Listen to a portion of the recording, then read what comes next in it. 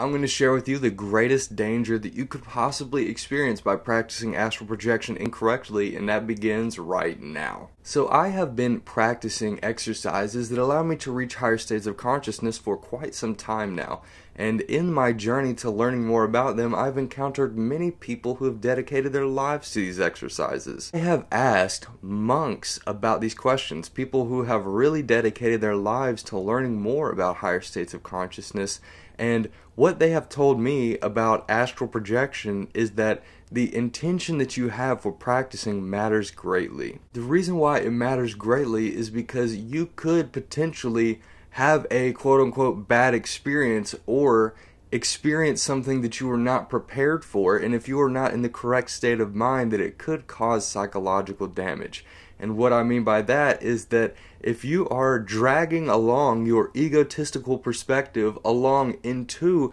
a higher state of consciousness, not only are you not fully astral projecting and reaching that higher state of consciousness, but you're sort of carrying along baggage with you, sort of expectations or emotional attachments that you are connected to that could potentially harm you psychologically if you experience something that harms your ego in these astral projection experiences. I'll put it to you this way. If you are somebody who has tried LSD before, then you have heard of the term of a good trip and a bad trip, and that oftentimes bad trips can cause people to feel extremely bad for quite a long period of time. The times that they often have these bad trips are the times in which they did not have a great intention for taking the drug, meaning they were taking it with the intent to party with it. And so they were not mentally and emotionally prepared for what was about to happen. And what essentially happens is that whenever people aren't prepared for what they are going to experience whenever they're in these states of mind, is that their ego is harmed, and they are still connected with their ego, so they feel like they themselves are harmed. And so as long as you feel connected with your ego, as long as you are carrying along the baggage of your ego along with you on these experiences, then you could potentially have an experience that could harm your ego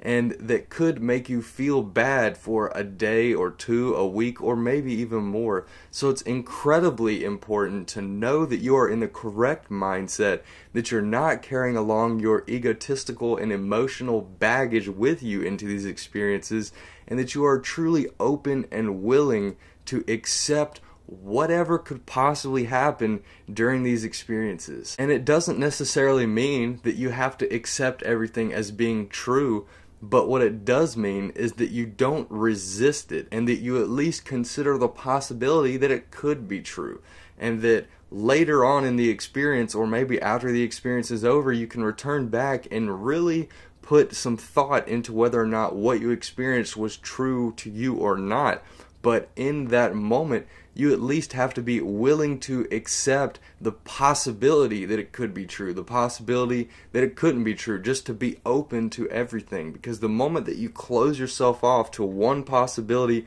or the next, you are essentially creating an attachment, and these attachments are what harm people during these experiences. So my advice to you, if you want to have an astral projection experience, is that you practice meditation and allow your consciousness to expand from its point of origin. And so your original perspective is going to be from through your eyeballs inside of your skull. And if you allow your consciousness to expand using meditation techniques from this point of origin outward into all directions, you can become much more aware of altered states of consciousness. And essentially, all it takes really is for you to get out of this frame of consciousness where you are viewing the world from between your eyeballs. And if you can view the world just from slightly outside of that, even just from outside like here, if you can observe what is going on just in this space right here, not directly inside of your body or in your mind, but if you can observe what is going on immediately outside of your body,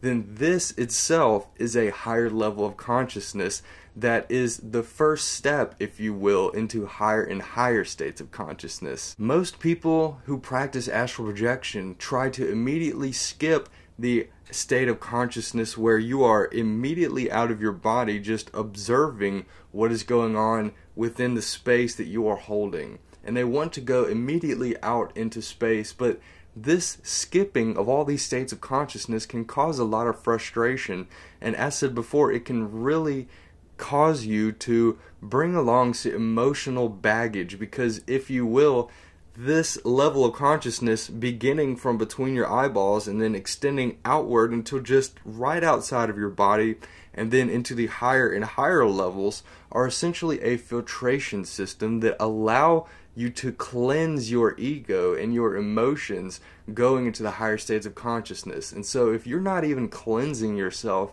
going from this perspective out into the universal perspective of the world, the higher state of consciousness, then you will most likely bring along baggage with you. And so it's incredibly important to learn how to astral project in a healthy and natural way. Subscribe to this channel if you would like to see more videos like this one, and make sure to smash that like button if you like this video and if it was helpful to you. And until the next video, I love you all. Peace.